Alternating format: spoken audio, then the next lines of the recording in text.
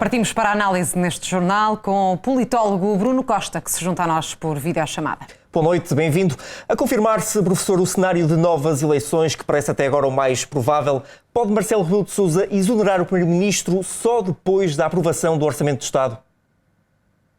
Muito boa noite. Pode de facto, ou seja, pode haver aqui de facto um intervalo de tempo que permita precisamente ao Presidente da República garantir que todos os trâmites em curso, nomeadamente no debate parlamentar,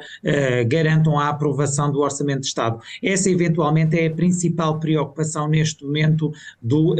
Presidente da República, ou seja, começar o ano de 2024, é um ano importante, nomeadamente ao nível da execução do PRR e de um conjunto de compromissos internacionais num contexto de crise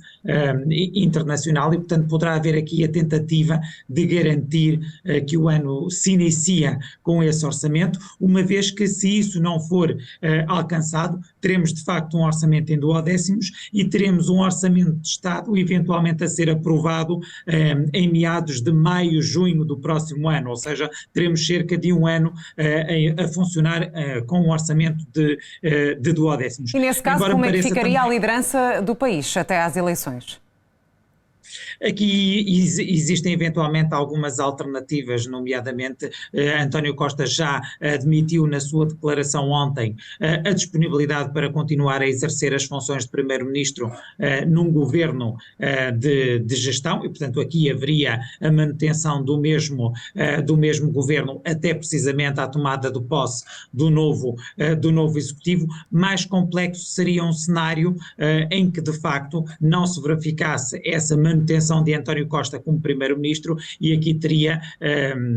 neste caso, o Presidente da República de nomear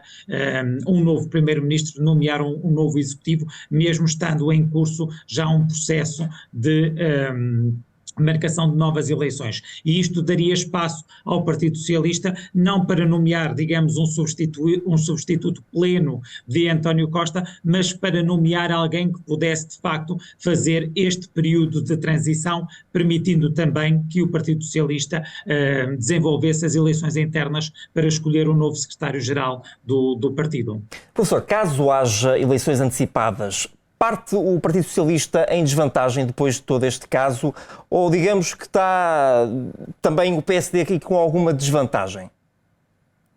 Parece-me evidente que o Partido Socialista parte em alguma desvantagem, em primeiro lugar porque de facto aquele que seria o principal elemento ou o principal as político do Partido Socialista não vai a jogo e é naturalmente António Costa e em virtude inclusivamente até dos níveis de popularidade ou aprovação de António Costa no eleitorado de centro-esquerda. Portanto, nós teremos aqui a necessidade de verificar uma nova liderança que tem um curto espaço de tempo para se afirmar junto do eleitorado, mesmo sabendo que os hipotéticos sucessores à liderança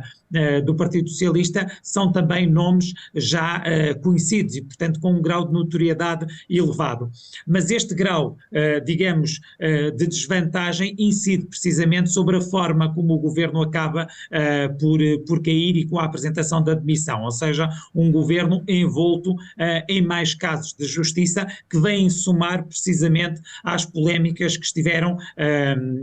de certo modo, a afetar esta maioria parlamentar desde janeiro de 2022. E, portanto, há aqui um percurso naturalmente mais complexo que o PSD procurará aproveitar, embora perante todas estas polémicas, as sondagens vão indicando que o PSD não conseguiu descolar nas sondagens e, portanto, mesmo com todas estas polémicas, falta saber se perante esta polémica final existe aqui uma diferenciação ao nível do apoio eleitoral que permita clarificar as opções dos eleitores para essas possíveis eleições antecipadas. E, professor, em relação aos nomes que já falou, muito se tem falado sobre alguns possíveis sucessores de António Costa. Quem é que se pode perfilar aqui como sucessor mais provável do atual Primeiro-Ministro? Há aqui eventualmente dois nomes que seriam sempre considerados como putativos candidatos à liderança do Partido Socialista. Convém relembrar que quando António Costa formou este Executivo, colocou dentro do Executivo quase todos os nomes hipotéticos ou possíveis à sua sucessão. Estamos a falar naturalmente de Pedro Nuno Santos e Fernando Medina, como nomes aqui centrais, hipoteticamente, nessa disputa da liderança, mas ainda hoje já foi avançada a possibilidade do próprio Ministro da Administração Interna, José Luís Carneiro, que é um elemento mais moderado, mais ao centro dentro do Partido Socialista, poder avançar com uma candidatura se confirmar precisamente este processo eleitoral interno dentro do Partido Socialista. Aquilo que me parece evidente é que serão certamente eleições competitivas, ou seja, com mais do que um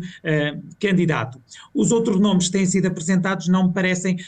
com viabilidade de caminho, em virtude precisamente da incapacidade de afirmação dentro da própria estrutura do Partido Socialista e dentro daquilo que é a percepção da sociedade globalmente considerada relativamente a nomes como, por exemplo, Ana Catarina Mendes ou Mariana Vieira da Silva. São nomes que teriam maior dificuldade de afirmação neste jogo de competição e disputa político-eleitoral. Tendo em conta o vago comunicado que fez cair António Costa, deve a Justiça prestar mais esclarecimentos sobre todas estas suspeitas que recaem sobre o Primeiro-Ministro?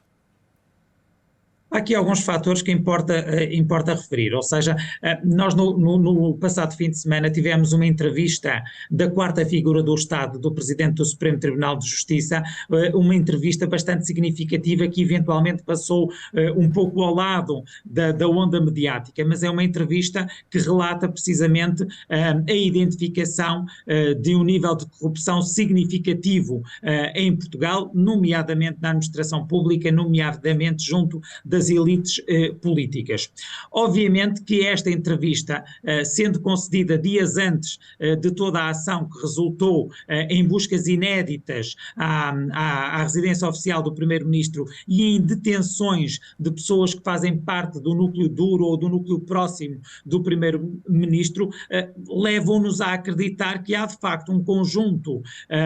de considerações, de provas suficientemente graves para a Justiça ter adotado, digamos,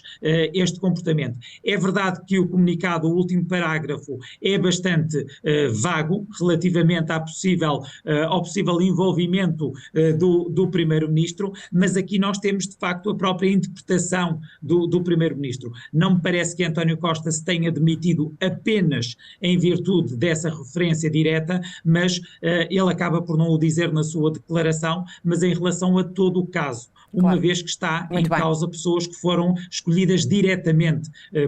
por António Costa. Muito bem, professor Bruno Costa, obrigada pelos seus esclarecimentos neste Fala Portugal. Boa noite. Boa noite.